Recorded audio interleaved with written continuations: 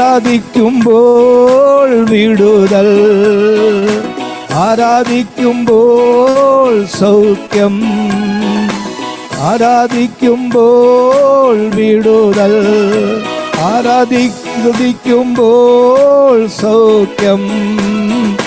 ദേഹം ദേഹി ആത്മാവിൽ സമാധാന സന്തോഷം ദാനമായി നാഥൻ നൽകിയിട്ടും. ദേഹം ദേഹി ആത്മാവിൽ സമാധാന സന്തോഷം ദാനമായി നാഥൻ നൽകിയിടും.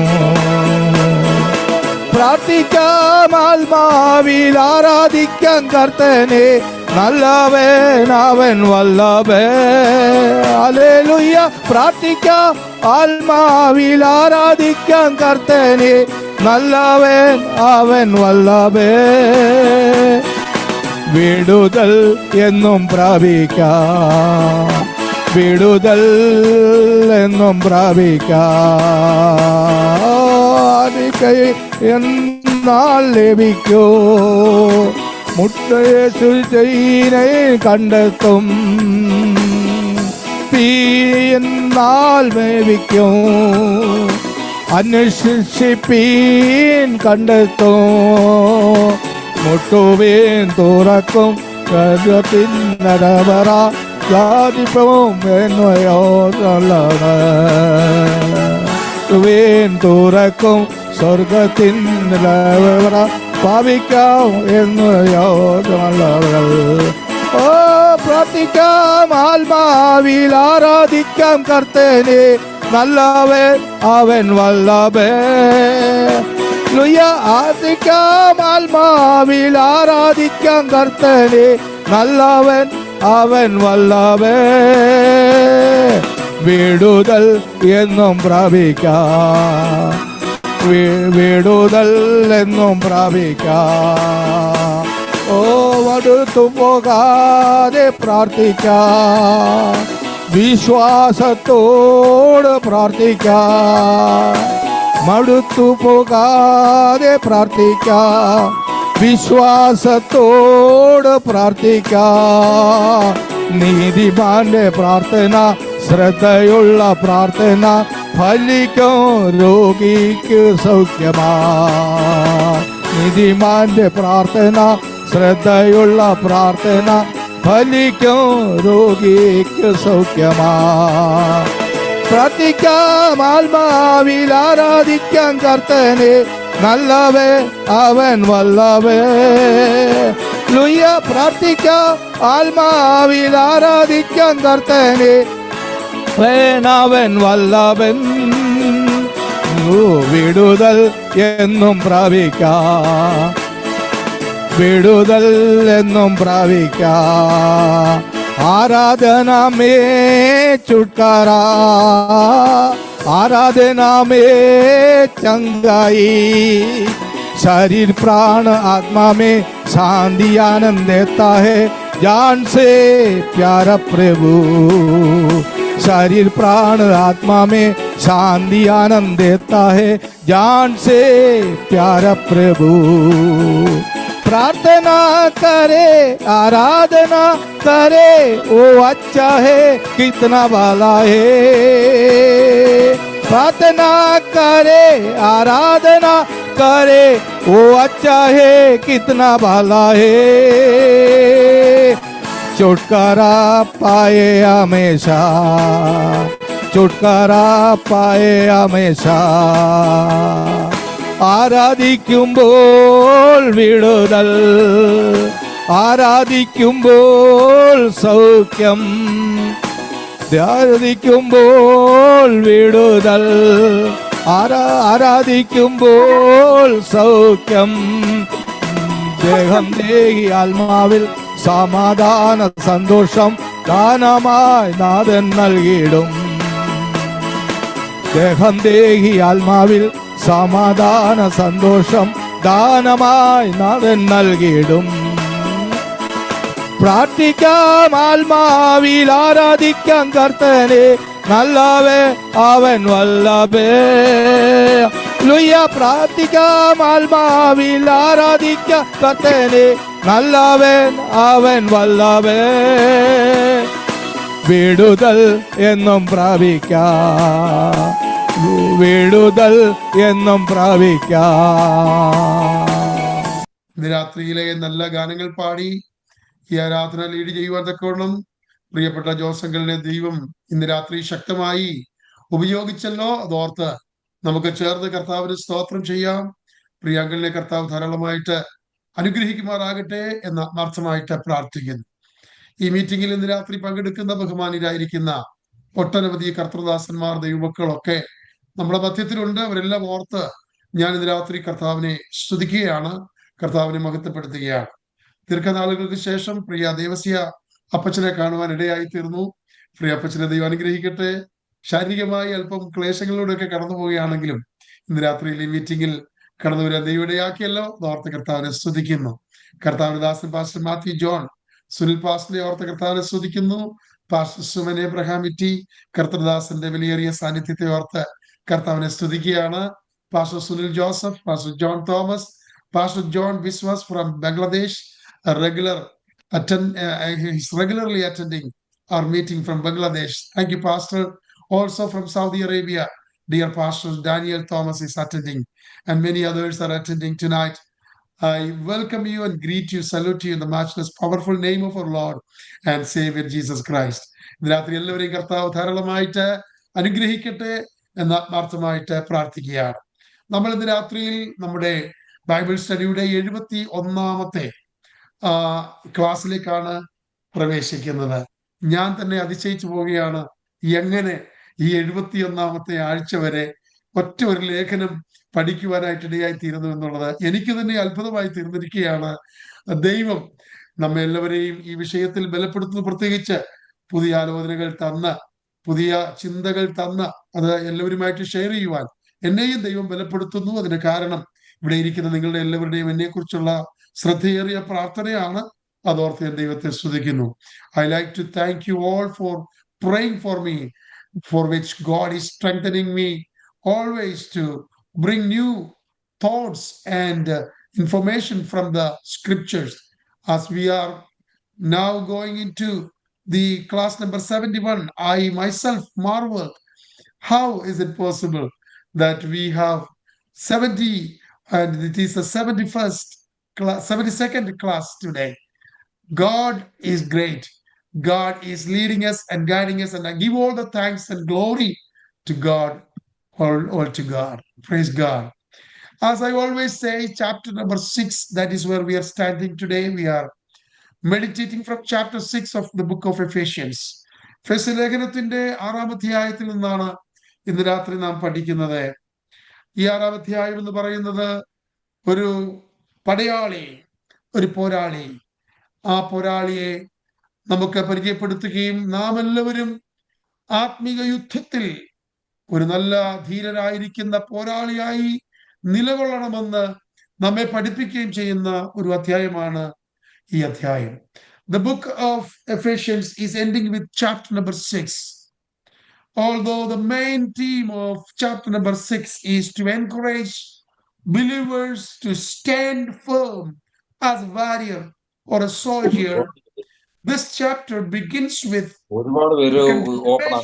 of chapter number 5, where Paul is teaching certain doctrines to different categories of people in family and in society. സമൂഹത്തിലും കുടുംബത്തിലും മറ്റുള്ളവരോട് എങ്ങനെ ഇടപെടണം എന്നുള്ളതിനെ കുറിച്ച് ദൈവമക്കൾ എങ്ങനെ ബോധവാന്മാരായിരിക്കണമെന്നാണ് 5ാം അധ്യായം നമ്മെ പഠിപ്പിച്ചത്. അതിനകത്ത് ഭാര്യ ഭർത്താവിനോടും ഭർത്താവ് ഭാര്യയോടും എങ്ങനെ പെരുമാറണം എന്ന് പറയുവാനായിട്ട് ഇടയായി. പ്രാരംഭമായിട്ട് ഇതിനൊക്കെ മുമ്പ് ആദ്യമായിട്ട് പൗലോസ് പറഞ്ഞത് ക്രിസ്തുവിന്റെ ഭയത്തിൽ, ക്രിസ്തുവിന്റെ സ്നേഹത്തിൽ അന്യോന്യം കീഴ്പ്പെട്ട് ഇരിക്കണം എന്നാണ്. ആരൊക്കെയാണ് അന്യോന്യം കീഴ്പ്പെട്ടിരിക്കേണ്ടത് എന്നാണ് പിന്നീട് ഡിഫറെന്റ് കാറ്റഗറീസിലൂടെ പൗലോസ് നമ്മെ പഠിപ്പിച്ചത്. 1 ഭാര്യ ഭർത്താവ്, 2 കുഞ്ഞുങ്ങൾ അപ്പനമ്മമാർ, 3 ദാസന്മാർ യജമാനന്മാർ.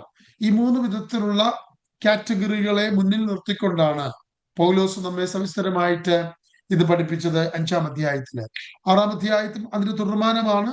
6-ാം അധ്യായത്തിലാണ് കുഞ്ഞുങ്ങളും പേരൻസും അമ്മയപ്പന്മാരും അതുപോലെ ദാസന്മാർ അല്ലെങ്കിൽ ദാസന്മാരും യജമാനന്മാരും തമ്മിൽ എങ്ങനെ ഇടപെടണം, എങ്ങനെ കീഴ്പ്പെടണം എന്നുള്ളതിനെ കുറിച്ച് പൗലോസ് പഠിപ്പിക്കുന്നത്. So chapter number 5 and 6, the initial few, the beginning of the chapter number 6 is also teaching us how to be subject of everyone or each other. And in this case, in chapter number 6, he is teaching us about the children, how they should be subject to their parents and how the parents should be subject to their children. Also, the slaves or servants, how they should be subject to their masters, and how the masters also should be subject to their slaves, servants. Praise God. So what we are learning from here is an example or a replication of the church, how the church should be subject to its savior. Amen. The church should be subject to its savior.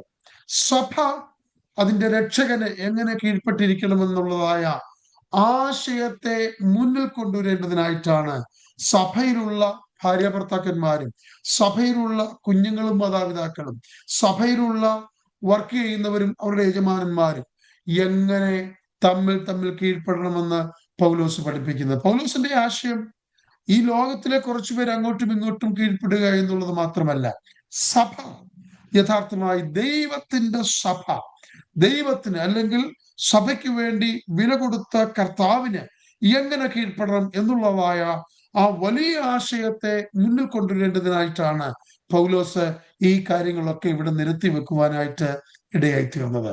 Look at the church being the bride of the groom Jesus Christ.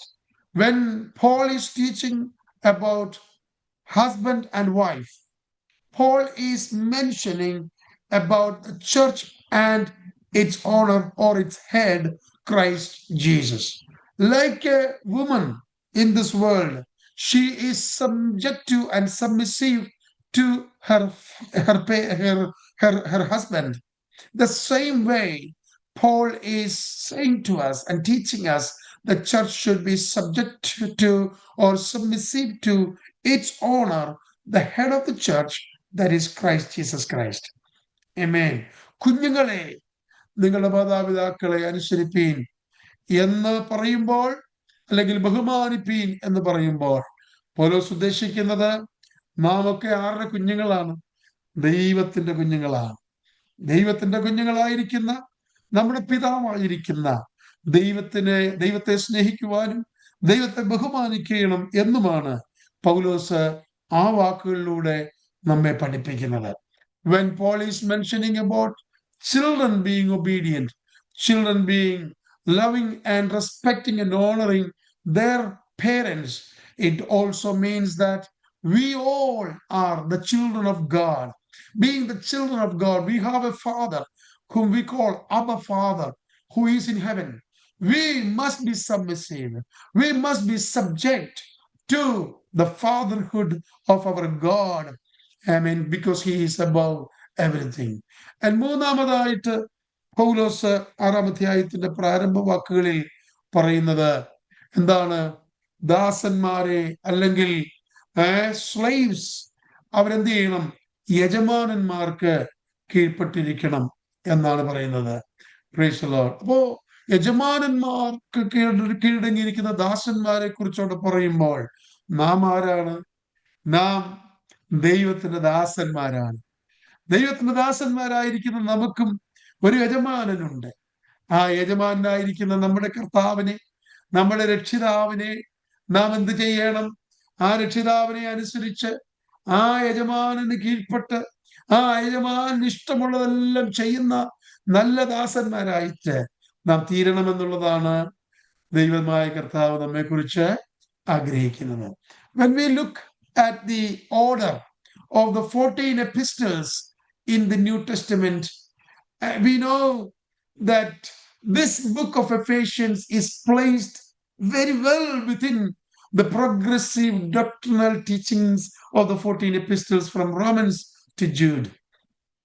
റോമാലേഖനം മുതൽ യൂദായുടെ ലേഖനം വരെയുള്ളതായ ഈ 14 ലേഖനങ്ങളുടെ ഇടയിൽ വളരെ വേണ്ടിയ സ്ഥാനത്താണ് ഈ എഫേസ്യ ലേഖനം ചേർത്ത് വെക്കുവാൻ പരിശുദ്ധാത്മാവ് ഇടയാക്കിയത്. എന്താണ് റോമാലേഖനം? ഒരു സുവിശേഷമാണ്. റോമാലേഖനത്തിലൂടെ അതിനുശേഷമുള്ളതായ കൊരിന്ത്യ ലേഖനങ്ങളിലൂടെ കടന്നു വരുമ്പോൾ കൊരിന്ത്യ ലേഖനങ്ങളൊക്കെ ഉപദേശങ്ങളുടെ വിശുദ്ധി പറയുന്ന ലേഖനങ്ങളാണ്. അതുപോലെ തന്നെ ഗലാത്യ ലേഖനം ദുരുപദേശങ്ങളെ ഖണ്ഡിച്ചുകൊണ്ട് സ്വാതന്ത്ര്യത്തിലേക്ക് നയിക്കുന്ന ലേഖനമാണ്. അതുപോലെ തന്നെ എഫേസ്യ ലേഖനത്തിലേക്ക് വരുമ്പോൾ സഭ എങ്ങനെ അതിന്റെ തലയായിരിക്കുന്ന ക്രിസ്തുവുമായി ബന്ധപ്പെട്ടിരിക്കണം, സഭ തമ്മിൽ എങ്ങനെ ബന്ധപ്പെട്ടിരിക്കണം എന്നുള്ള കാര്യത്തെക്കുറിച്ച്, സഭ എങ്ങനെ ഒരു നല്ല പടയാളിയായി നിൽക്കണം എന്നതിനെ കുറിച്ച് നമ്മെ ഇവിടെ പഠിപ്പിക്കണം. ഇത്ര മനോഹരമായിട്ടാണ് ഈ ഈ ഈ ലേഖനങ്ങളൊക്കെ ഈ ദൈവത്തിന്റെ വചനത്തിൽ ചേർത്തിരിക്കുന്നത്. Glory to God. We know that in a chronological order, when we look at the order of the 14 books of epistles in the New Testament, the book of or the epistle of Ephesians is placed very well in it, so that this will talk to us and teach us about the church, and the church, how should it behave within the church and also in relationship with Jesus Christ and God himself. Glory to God. One German psychiatrist, his name is S.H. Folkus, he said this once, that when the bonds of family life break up, when respect of parents fails, the community becomes declined and will not live long. German psychiatrist ആയിരിക്കുന്നതായ S.H. Foulkes എന്ന് പറയുന്ന ഒരു മനുഷ്യൻ ഇപ്രകാരം ഒരു ഉദ്ധരണി പറയുവാനിടയായി. താൻ പറഞ്ഞത്, കുടുംബ ബന്ധങ്ങൾ തകരുമ്പോൾ, മാതാപിതാക്കളോടുള്ള ബഹുമാനം കുഞ്ഞുങ്ങളുടേത് പരാജയപ്പെടുമ്പോൾ എന്ത് ചെയ്യുന്നു? സമൂഹം അധപ്പതിക്കുകയും അതിനധിക കാലം നിലനിൽക്കാൻ കഴിയാതെ ഇരിക്കുകയും ചെയ്യുമെന്ന് ആ സൈക്യാട്രിസ്റ്റ് വ്യക്തമാക്കുവാനായിട്ട് ഇടയായി തീർന്നു. So it is important for the believers living in the relationship within the family between children and parents. കുഞ്ഞുങ്ങളും മാതാപിതാക്കളും തമ്മിലുള്ള ബന്ധത്തിലാണെങ്കിൽ പോലും അവര് നല്ല ബന്ധത്തിൽ ജീവിക്കുക എന്നുള്ളത് സുപ്രധാനമായ ഒരു കാര്യമാണ്. പ്രത്യേകിച്ച് വിശ്വാസ കുടുംബങ്ങൾ, വിശ്വാസികളിൽ, ദൈവമക്കൾ എന്ന് പറയുന്നവരുടെ ഭവനങ്ങളിൽ അത് വളരെ അത്യാവശ്യമായ ഒരു കാര്യമാണ്. കാരണം പൗലോസ് ഇതിനെ കുറിച്ച് പറയുന്നത്, ഇത് വാഗ്ദത്തത്തോടു കൂടിയ ആദ്യ കൽപ്പനയാണ്. എന്ത്? 3-ാമത്തെ വാക്യത്തിൽ 6:3 പറയുന്നത്, നിന്റെ അപ്പനെയും അമ്മയെയും ബഹുമാനിക്കുക എന്നത് വാഗ്ദത്തത്തോടു കൂടിയ ആദ്യ കൽപ്പന എന്നാണ് അതിനെ കുറിച്ച് പറയുന്നത്. Praise God. And Paul is saying in the book of Ephesians chapter number 6 verse number 3, to honor your father and mother, which is the first commandment with a promise. Which is the first commandment with a promise. There are 10 commandments that God has given to his people of Israel in the Old Testament that we can see in the book of Exodus and also in the book of Deuteronomy. നമുക്കറിയാം 10 കൽപ്പനകളാണ് ദൈവം തന്റെ ജനത്തിന് പുറപ്പാട് പുസ്തകത്തിലൂടെയും ആവർത്തന പുസ്തകത്തിലൂടെ നമ്മൾ വായിച്ച് മനസ്സിലാക്കുന്നുണ്ട്. 1-ാമത്തെ കൽപ്പന എന്ന് പറയുന്നത് നമുക്കറിയാം, ഞാനല്ലാതെ അന്യ ദൈവങ്ങൾ നിനക്ക് ഉണ്ടാകരുത് എന്നുള്ളതാണ് 1-ാമത്തെ കൽപ്പന. The first commandment out of the 10 is, we know that you should not have any other gods other than me. But here Paul says this is the first commandment, which is to honor your father and mother. In fact, this is the 5th commandment. 10 കൽപ്പനകളിലെ 5-ാമത്തെ കൽപ്പനയാണ് നിന്റെ അപ്പനെയും അമ്മയും ബഹുമാനിക്കുക എന്നുള്ളത്. പക്ഷെ പൗലോസ് ഇവിടെ പറയുന്നു ഇത് ആദ്യ കൽപ്പനയാണ്. How is it possible that Paul can say this is the first commandment, which in fact it is not? When we look closely at the 10 commandments, we will see the first 4 commandments are to do with God. People have to obey because it is all honoring God. It's all related to God. നമ്മൾ 10 കൽപ്പനകളെ സൂക്ഷ്മ പരിശോധന ചെയ്താൽ ആദ്യത്തെ 4 കൽപ്പനകൾ അത് ദൈവവുമായിട്ട് ബന്ധപ്പെട്ടതാണ്. നാം ദൈവവുമായിട്ടുള്ള ബന്ധത്തിൽ എന്ത് ചെയ്യണം എന്നുള്ളതാണ് ആദ്യത്തെ 4 കൽപ്പനകൾ പറയുന്നത്. അപ്പോ യഹൂദന്മാര് എന്ത് ചെയ്തു എന്ന് ചോദിച്ചു കഴിഞ്ഞാൽ ഈ 10 കൽപ്പനകളെ 2ആയി വിഭാഗിച്ചുകൊണ്ട് ആദ്യത്തെ 4 കൽപ്പനകൾ ദൈവത്തോടുള്ള ബന്ധത്തിലുള്ളതും തുടർന്നുള്ളതായ 6 കൽപ്പനകൾ മനുഷ്യനോടുള്ള ബന്ധത്തിലുള്ളതുമായിട്ട് അതിനെ സെപ്പറേറ്റ് ചെയ്യുവാനായിട്ട് ഇടയായിട്ടു. യഹൂദനായിരിക്കുന്ന പൗലോസ് ആ പാരമ്പര്യമുള്ള ആ പഠനമുള്ള അറിവുള്ള പൗലോസ് ഇവിടെ പറയുകയാണ്, നിന്റെ അപ്പനെയും അമ്മയും ബഹുമാനിക്കുക എന്നത് ആദ്യ കൽപ്പനയാണ്. എങ്ങനെ? 2ാമത്തെ പകുതിയിൽ 2ആയിട്ട് വിഭാഗിച്ചതിൽ 2ാമത്തെ വിഭാജനത്തിന്റെ 1ാമത്തെ കൽപ്പനയാണ് നിന്റെ അപ്പനെയും അമ്മയും ബഹുമാനിക്കുക. When Paul is saying this is the first commandment, I have no doubt about it, because Paul is a Jewish man and Jewish people has divided the 10 commandments into 2 groups.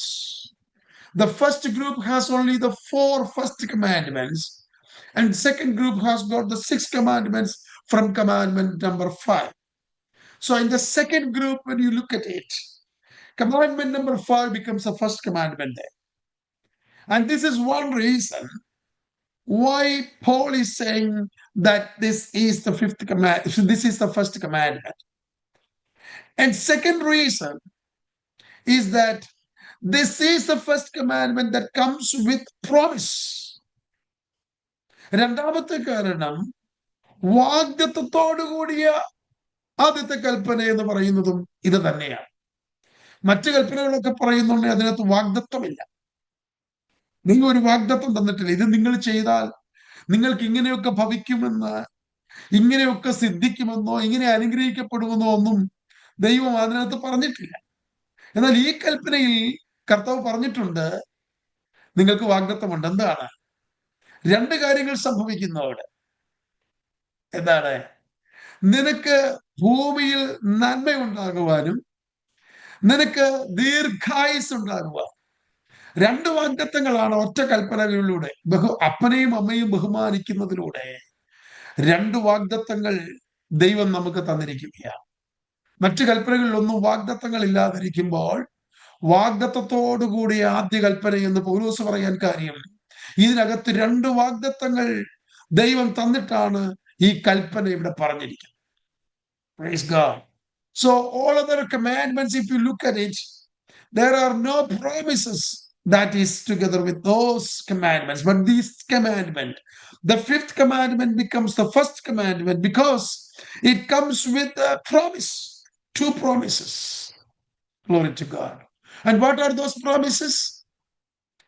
The first promise is that it may turn out well for you. നിനക്ക് നന്മയുണ്ടാകും. The second promise is that you may live long on this earth. 2ാമത്തെ വാഗ്ദത്തം, നീ ഭൂമിയിൽ എന്ത് ചെയ്യും? ദീർഘായുസ്സോടുകൂടെ ഇരിക്കും. So Paul is actually establishing the teaching with reference to the Deuteronomy chapter 5 verse 16, where God has promised to bless the person who honors the parents. ആവർത്തന പുസ്തകം 5ാമത്തെ അധ്യായത്തിന്റെ 16ാമത്തെ വാക്യത്തിൽ ദൈവം കൊടുത്ത വാഗ്ദത്തമാണ് ദീർഘായുസ്സും ഭൂമിയിലെ നന്മകളും. ആ വാക്യത്തെയും വാഗ്ദത്തത്തെയും ഉദ്ധരിച്ചുകൊണ്ട് അതിനെ ഒന്നുകൂടെ അരക്കിട്ട് ഉറപ്പിച്ചുകൊണ്ടാണ് പൗലോസ് ഈ ഉപദേശം ഇവിടെ സ്ഥാപിക്കുവാനായിട്ട് ആഗ്രഹിക്കുന്നത്. എന്താണ് 16ാമത്തെ വാക്യം, 5:16 ഡ്യൂട്ടറോണമി അല്ലെങ്കിൽ ആവർത്തനം പറയുന്നത്? അതിങ്ങനെയാണ്, നിനക്ക് ദീർഘായുസ് ഉണ്ടാകുവാൻ, നിന്റെ ദൈവമായ യഹോവ നിനക്ക് തരുന്ന ദേശത്ത് നിനക്ക് നന്നായിരിക്കാൻ നിന്റെ ദൈവമായ യഹോവ നിന്നോട് കൽപ്പിച്ചതുപോലെ നിന്റെ അപ്പനെയും അമ്മയെയും ബഹുമാനിക്കുക. Honor your father and your mother, just as the Lord your God has commanded you, so that your days may be prolonged and that it may go well for you on the land which the Lord your God is giving you. Hallelujah. So, since we have gone through in much details about children and parents, we should not get into its details anymore. Let's jump into the next topic, which is Paul is instructing the slaves and the masters, or servants and the masters. കുഞ്ഞുങ്ങളോടുള്ള ബന്ധത്തിൽ, മാതാപിതാക്കളുടെ ബന്ധത്തിലൊക്കെ, ഭാര്യ ഭർത്താവിനുള്ള ബന്ധത്തിലൊക്കെ കഴിഞ്ഞ ദിവസങ്ങളിലൊക്കെ സവിശേഷമായിട്ട് നമ്മൾ പഠിച്ചതുകൊണ്ട് ഇന്ന് നമ്മൾ അല്പമായിട്ട് slaves അല്ലെങ്കിൽ അടിമകള് അല്ലെങ്കിൽ ദാസന്മാരും യജമാനന്മാരും തമ്മിലുള്ളതായ ആ കീഴ്പ്പെടലും ആ ബന്ധവുമൊക്കെ എന്താണ് പൗലോസ് ഉദ്ദേശിച്ചത് എന്ന് ഒന്ന് പഠിക്കുവാനായിട്ട് പോകുകയാണ്. So let's look at verse number 5 from chapter 6, especially 5 to 7. Verse 5 says, slaves, be obedient to those who are your masters according to the flesh, with fear and trembling, in the sincerity of your heart, as to Christ. Glory to God. എന്ത് നല്ല വാക്യമാണല്ലേ. ജഡപ്രകാരമുള്ള ദാസന്മാരോട്, യജമാനന്മാരായവരെ ദാസന്മാർ എന്ത് ചെയ്യണം? ക്രിസ്തുവിനെ പോലെ തന്നെ അവരെ ഹൃദയത്തിൽ സ്മരിച്ചുകൊണ്ട്, ഹൃദയത്തിന്റെ ഏകാഗ്രതയിൽ ഭയത്തോടും വിറയലോടും കൂടെ അനുസരിക്കുക. തുറന്നു പറയുകയാണ് 6ാമത്തെ വാക്യം, വേഴ്സ് നമ്പർ 6.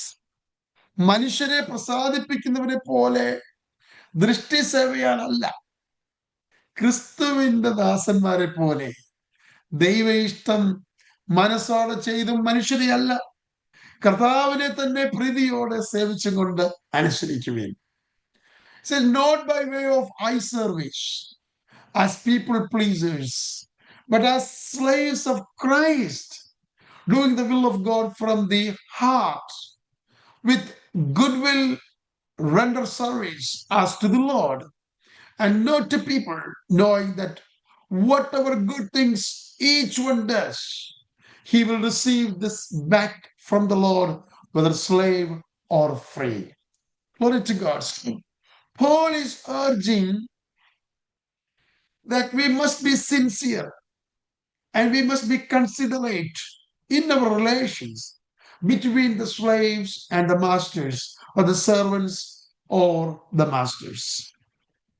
ജോലിക്കാരും അല്ലെങ്കിൽ ശുശ്രൂഷിക്കുന്നവരും അവരുടെ യജമാനന്മാരും തമ്മിൽ ആത്മാർത്ഥതയുള്ളവരും തമ്മിൽ പരിഗണനയുള്ളവരുമായിരിക്കുന്ന ഒരു ബന്ധമാണ് പൗലോസ് ഇവിടെ നിർദ്ദേശിക്കുന്നത്. ഞാൻ പ്രാരംഭത്തിൽ പറഞ്ഞു, എന്തിനാണ് പൗലോസ് ഇതൊക്കെ ഇങ്ങനെ മുന്നേ കൊണ്ടുവന്ന് പറയുന്നത്? പൗലോസിന്റെ ആഗ്രഹം എന്ത് വെളിപ്പെടുത്താനാണ്? സഭയിലെ വിശ്വാസികൾ ക്രിസ്തുവേശു എന്ന യജമാനന്റെ വേലക്കാരാണ്, ശുശ്രൂഷകരാണ്. സഭയിലുള്ള എല്ലാ ദൈവമക്കളും ശുശ്രൂഷക്കാരും ശുശ്രൂഷക്കാരത്തികളുമാണ്. അവരെല്ലാം ഒന്നല്ലെങ്കിൽ മറ്റുള്ള വിധത്തിൽ ഓരോ ശുശ്രൂഷകൾ കർത്താവിന് വേണ്ടി ചെയ്യുന്നവരാണ്. പക്ഷെ യജമാനനായിരിക്കുന്ന ക്രിസ്തുവിനെ എങ്ങനെ പ്രസാദിപ്പിക്കണം എന്നാണ് പൗലോസ് ഇവിടെ പറയുന്നത്. എങ്ങനെയാണ്?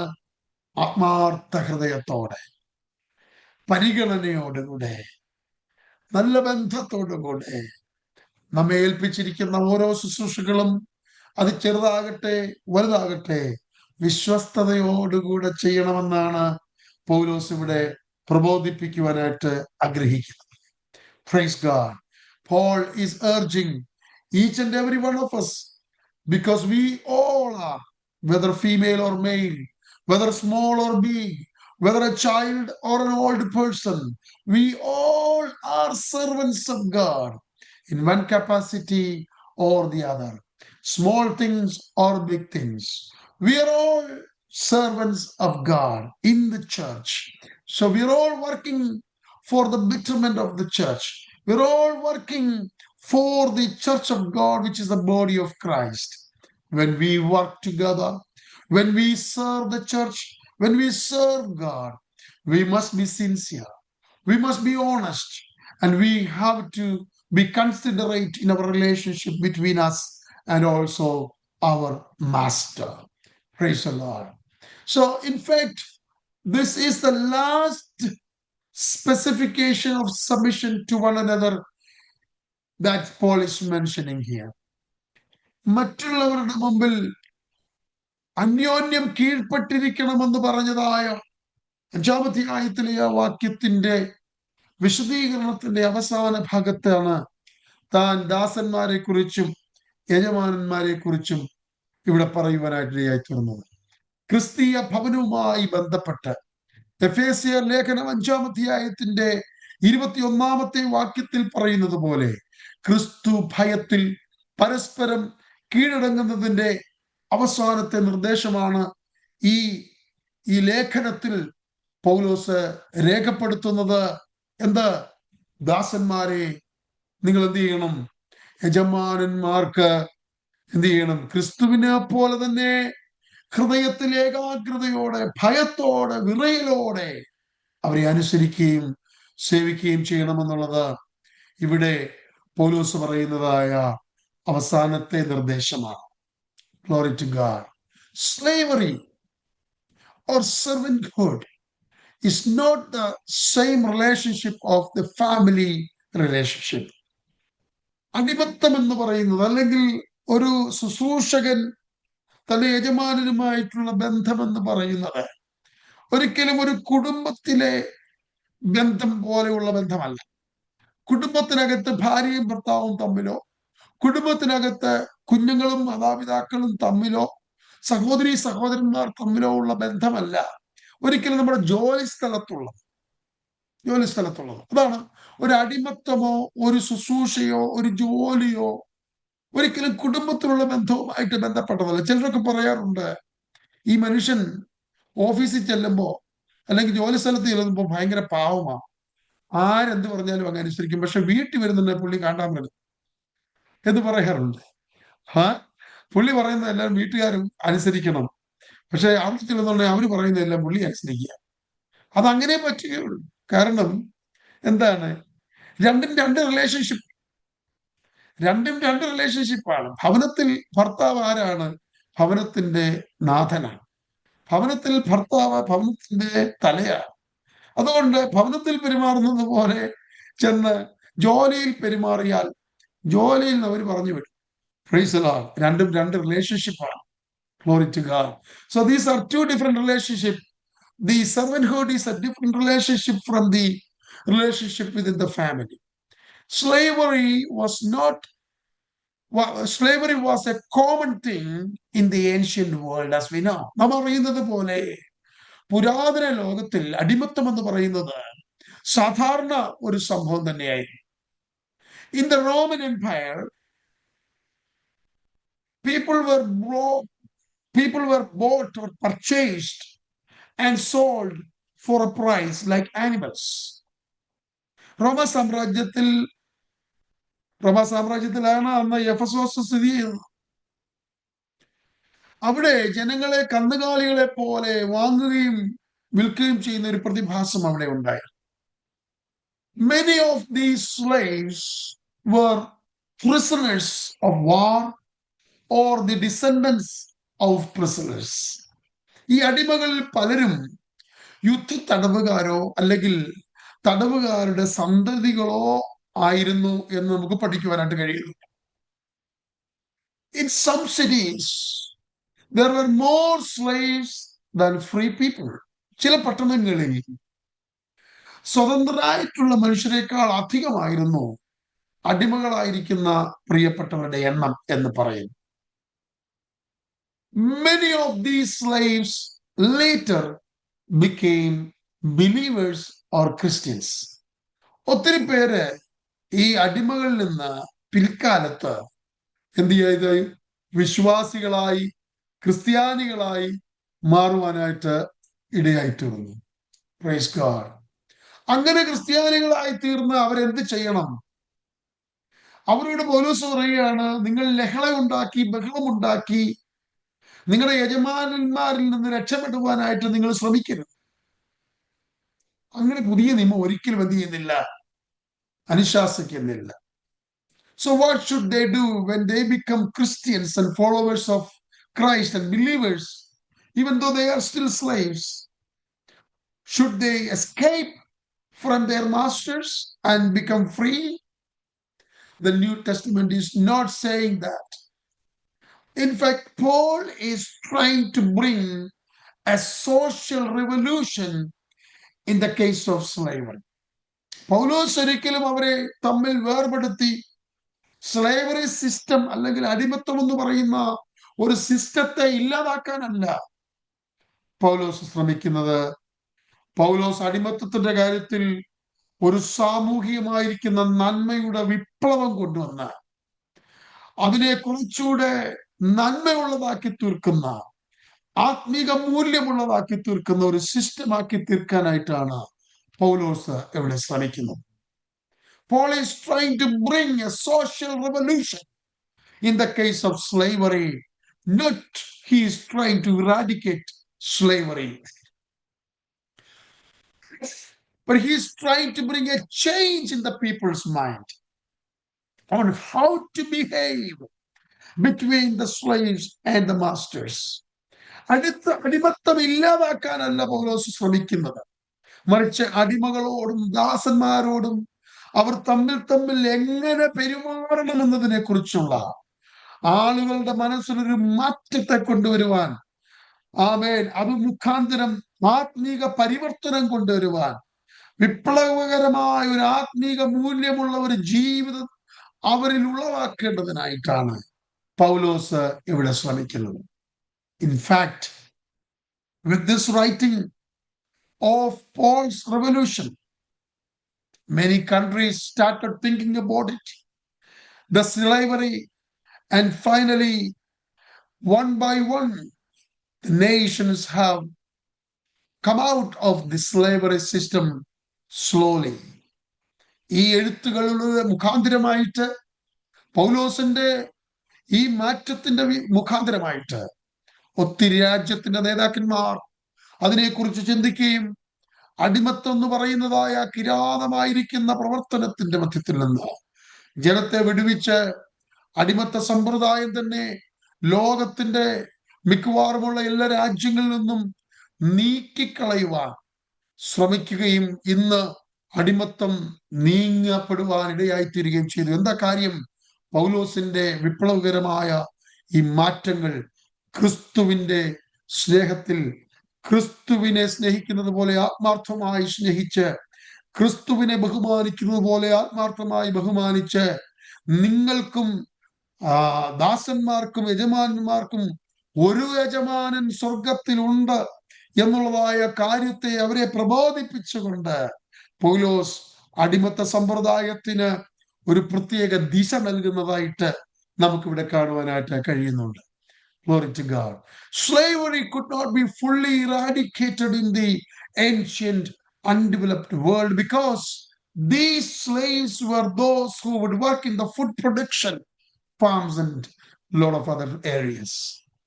പുരാതന വികസിതമല്ലാത്ത ആ ലോകത്ത് അടിമത്തം എന്ന് പറയുന്നത് വേഗത്തിൽ പൂർണ്ണമായും ഇല്ലാതാക്കുവാനായിട്ട് കഴിയുന്ന ഒന്നല്ല.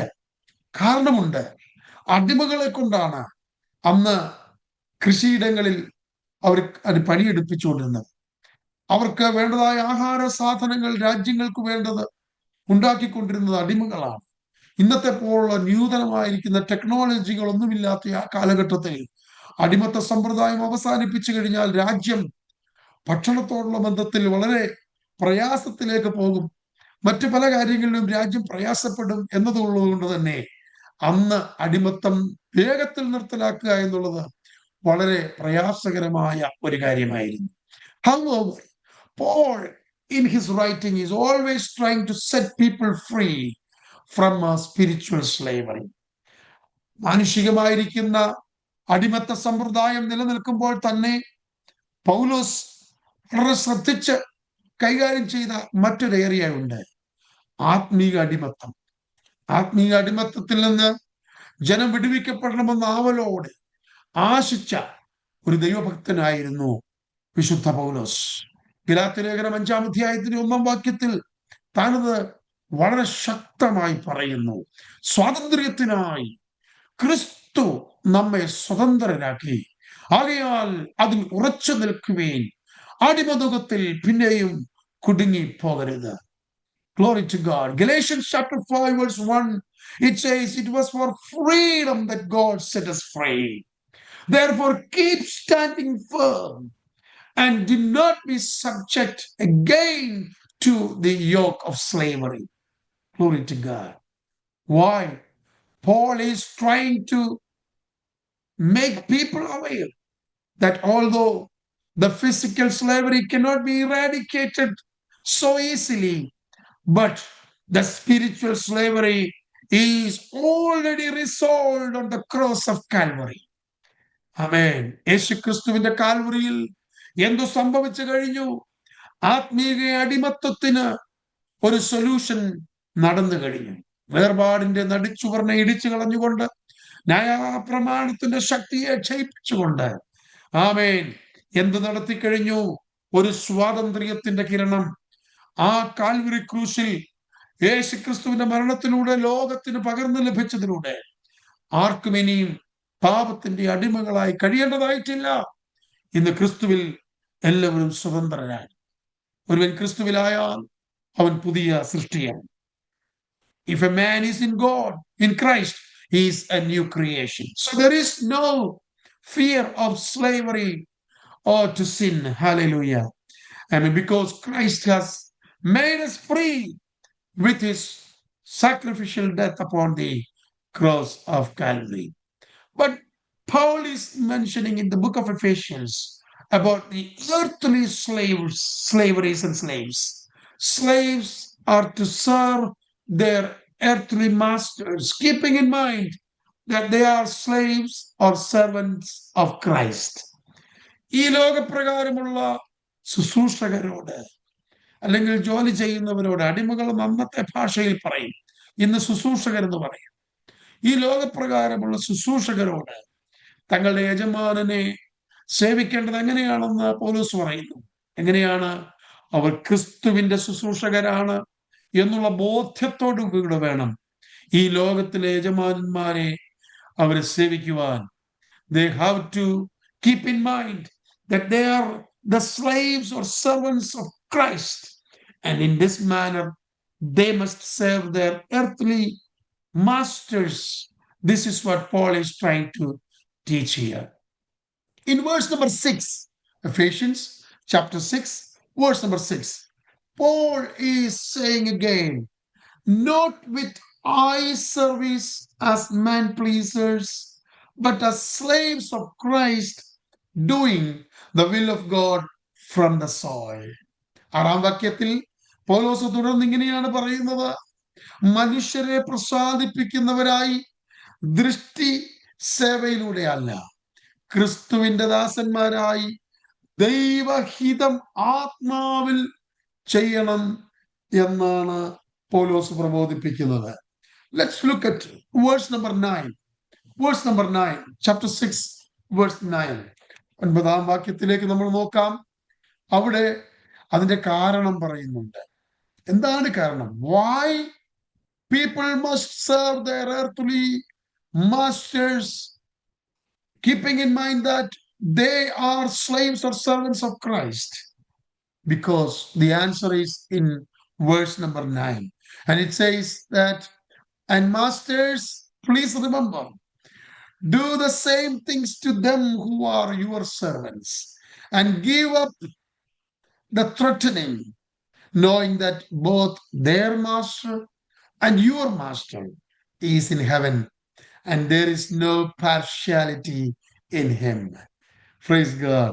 യജമാനന്മാരോട്, ശുശ്രൂഷകരെ കൊണ്ട് ശുശ്രൂഷ ചെയ്യിപ്പിക്കുന്നവരോട് പൗലോസിന് പ്രബോധിപ്പിക്കുവാനുള്ളത് ഇത്ര മാത്രമേ ഉള്ളൂ.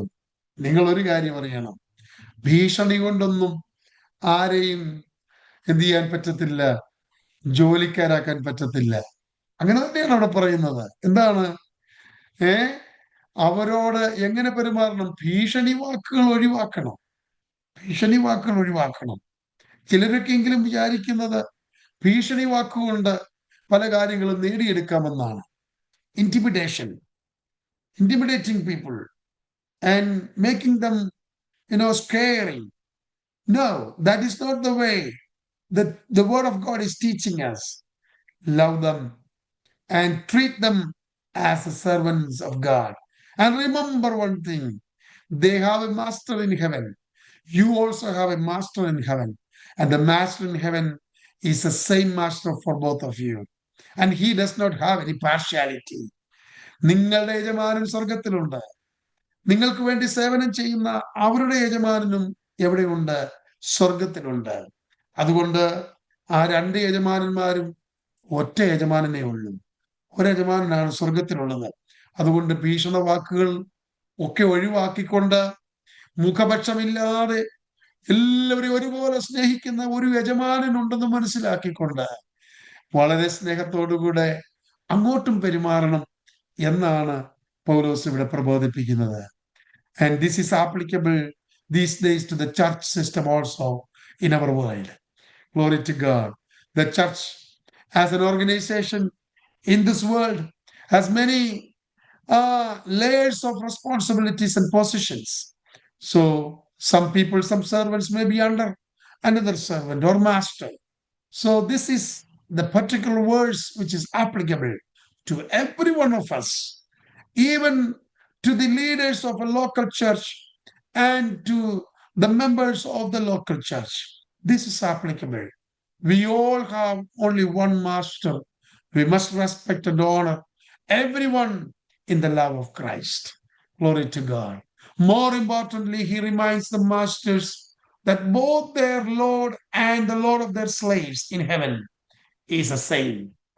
ഒറ്റ കാര്യം പൗലോസ് ഇവിടെ വളരെ ശക്തമായി ഓർമ്മിപ്പിക്കുന്നത് എന്താണെന്നറിയാമോ? നമ്മുടെ എല്ലാവരുടെ യജമാനൻ ഒരാളാണ് സ്വർഗത്തിൽ നമുക്ക് വേണ്ടിയുള്ളത്. Praise God. അതുകൊണ്ടാണ് വിശ്വാസികളായ ജോലിക്കാരും വിശ്വാസികളായ യജമാനന്മാരെ പോലെ തന്നെ സഭയാകുന്ന ക്രിസ്തുവിന്റെ ശരീരത്തിലെ അവയവങ്ങളായതുകൊണ്ട് ആമേൻ, നമുക്കെല്ലാം ക്രിസ്തു തലയാണ്. ഒരു കർത്താവ്, ഒരു യജമാനൻ.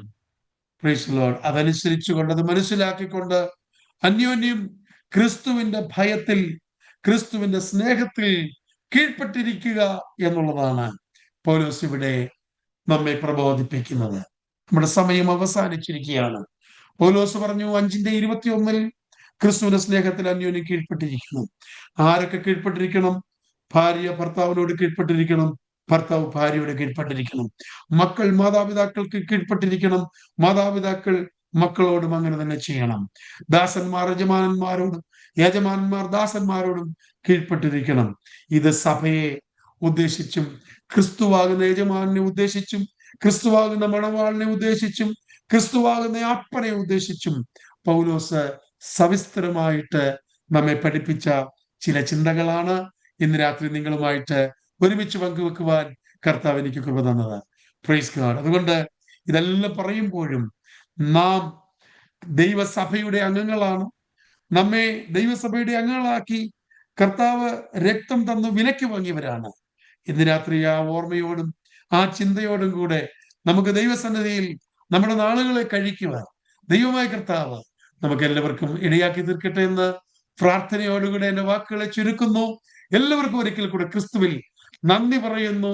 അടുത്ത ആഴ്ചയിൽ വീണ്ടും നമുക്ക് ഒരുമിച്ച് കാണുവാൻ ഇടയാകട്ടെ. പ്രാർത്ഥനയ്ക്കായി നാം തലകളെ വണക്കുമ്പോൾ ഇപ്പോൾ പ്രിയ ദേവസി അപ്പച്ചൻ നമുക്ക് വേണ്ടി അൺമ്യൂട്ട് ചെയ്തിട്ട് പ്രാർത്ഥനയിൽ നമ്മെ സഹായിക്കും. ഒരുമിച്ച് പ്രാർത്ഥിച്ച് ദൈവസന്നിധിയിൽ നമുക്ക് പ്രാർത്ഥനയോടെ കടന്നു പോകാം. Glory to God. അപ്പച്ചൻ അൺമ്യൂട്ട് ചെയ്താൽ ദൈവത്തിന് സ്തോത്രം, ദൈവത്തിന് സ്തോത്രം. നമുക്ക് ഒരു നിമിഷം നമുക്ക് ദൈവത്തോട് പ്രാർത്ഥിക്കാം. നമുക്ക് ദൈവസന്നിധിയിൽ നമ്മുടെ തലകളെ വണക്കാം. ഹാലേലുയ, കണ്ണുകളെ അടയ്ക്കാം. ഇന്ന് രാത്രികാലം ദൈവത്തിന്റെ വലിയ സാന്നിധ്യം നമ്മുടെ മധ്യത്തിൽ ഉണ്ടായിരുന്നല്ലോ.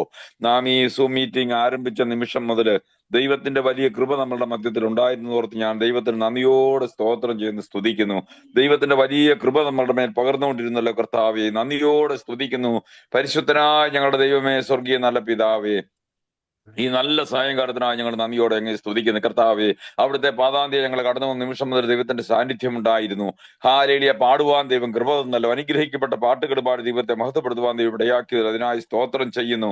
കാലിൽ കർത്താവിന്റെ അനുഗ്രഹിക്കപ്പെട്ട ദൈവദാസനിലൂടെ ഇന്ന് രാത്രി ഞങ്ങളെ കേൾപ്പിച്ച നല്ല വചനങ്ങൾക്കായി നന്ദിയോടെ സ്തുതിക്കുന്ന കർത്താവ്. ഈ വചനത്തിന്റെ ആഴങ്ങള് നാലെളിയ എഫേസ്യ ലേഖനം 6 അധ്യായമുള്ളെങ്കിലോ അതിന്റെ 5 അധ്യായങ്ങളും 6ന്റെ പ്രാരംഭമായിട്ട് 72 എപ്പിസോഡ് പിന്നിടുവാൻ ഇടയായി തീർന്നുള്ള കർത്താവേ, നന്ദിയോടെ സ്തുതിക്കുന്നു. ഹാലിഡിയ, 1 മണിക്കൂർ 2 മണിക്കൂർ കൊണ്ട് വേണമെങ്കിൽ പ്രസംഗിച്ച് അല്ലെങ്കിൽ പഠിപ്പിച്ച് അവസാനിപ്പിക്കാവുന്നത്, അത് സവിസ്തര ഞങ്ങളുടെ ഹൃദയത്തിന്റെ അന്തർഭാഗങ്ങളിലേക്ക് ദൈവമേ വചനത്തിന്റെ ആഴം, ഹല്ലേലൂയ.